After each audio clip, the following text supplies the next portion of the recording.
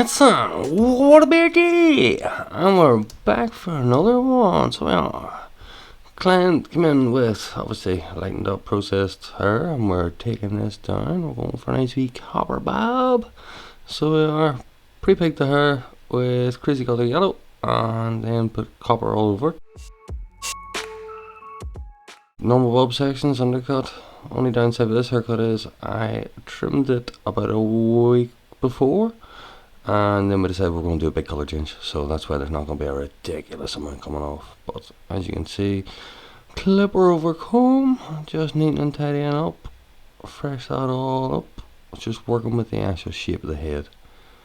As you can see, then we're just starting at our shortest points and just working the clipper and the comb together, getting gradually longer towards the occipital bone. Just going with the flow, nothing too crazy, just take your time with this. As you can see, the comb's the guideline. You grab the wee shorter sections underneath, flip that comb out, just angle it away from the head, and that gives you the ability to just tidy up the hairs you need and leave the hairs you don't. This will give you a better view and explanation of it. That'll give us a better example then of just dusting off them edges. Just working with the shape of the head and the comb, and that just gives us the ability just to really soften that up, and really just get a neat and tidy to the head. I'm just waffling now, so I am refining them edges.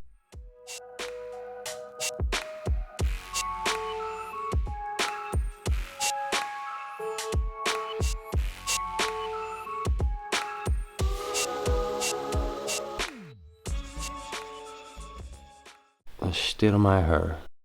Now this is the bit we use the other side of the clipper edge, the underneath, basically where the clipper blade runs parallel to the skin and creates a heavier, blunter line this way as opposed to using it the opposite way. You should try that the next time you're using your buzzers. On one side use the cutting edge, and the other side use the other edge, and you'll see the difference in what I mean. So we're taking down our first section, and we're just going to comb everything down, keep it smooth, flat, no tension, and we're just cutting a very, very slight angle into the back of the head.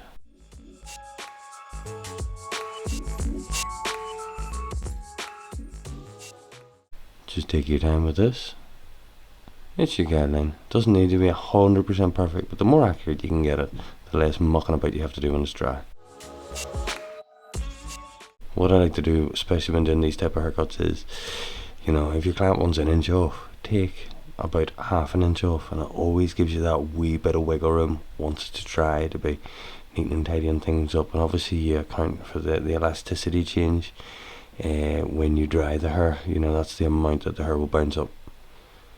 As you can see, because the hair is finer in texture, I'm able to take bigger sections, and once again then I'm just mirroring that dropping angle on both sides, giving it a really good comb through a couple of times, and just bring it down, no tension. We're not putting any wee finger marks or any heavy lines in this, we're just letting the hair all flow in its place. Checking for balance in the mirror, bringing the next section down to meet it. As I say, not too much coming off here because we only cut it a week ago. There must be someone at the door, my doggy's going for a downer.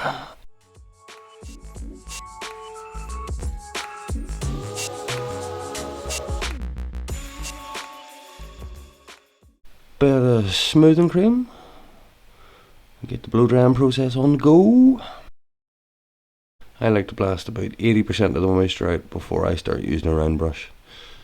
Using a smaller round brush than what I would normally do, but that's just to create a nice wee bit of volume and a bit of hold without overdoing it. Putting a light bend on the hair with the straighteners, and then just helps nip them edges in, and will help when it actually comes to do the final touches.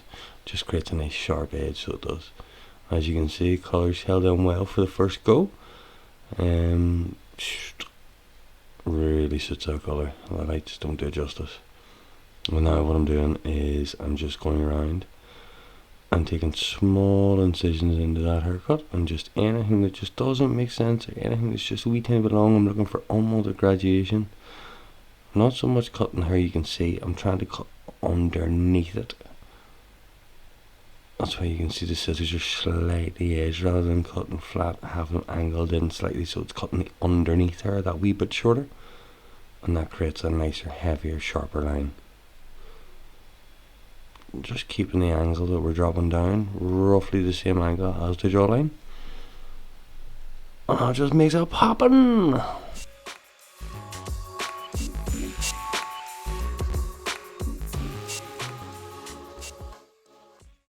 Just mirroring the exact same angle on the opposite side, just taking our time, just going through, you know, give it a wee brush one way, the other way, just lightly going through here, and now just lift it up and just gently point cutting into the edges. We don't want any drastic layers or any craziness going on, we just want that to flow nicely, so very little madness needs to go on in here at the moment on that baseline, but above the baseline, that's where the texture comes in. So no real layering, just a nice bit of point cutting into them ends just to free that shape up. Still keeps it technically one length with shorter bits running through it.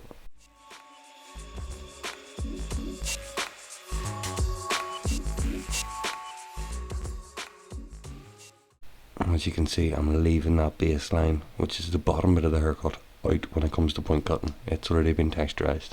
We don't want to over texturize or go through the same section twice. And just work this bad boy around the head, taking your time, you know, fucking watch what you're doing, you know what I mean.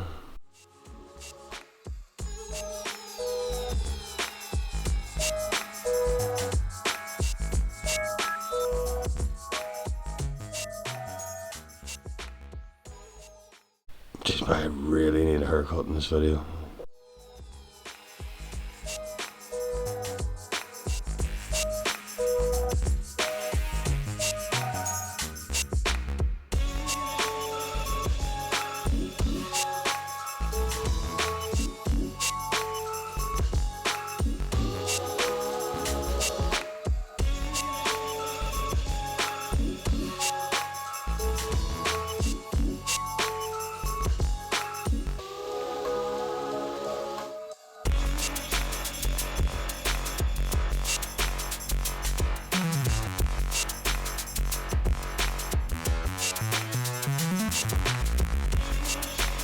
As you can see, we're paying close, careful attention not to go over the hair that we've already done previously. You don't want to double point cut it, you don't want to take too much weight or too much of the thickness out. And then with point cutting that area, as you can see, I'm combing down and I'm letting it fall into its natural position. The reason for that is I'm double checking that I haven't changed anything on that baseline. I haven't created a wee missing gap or a change of shape.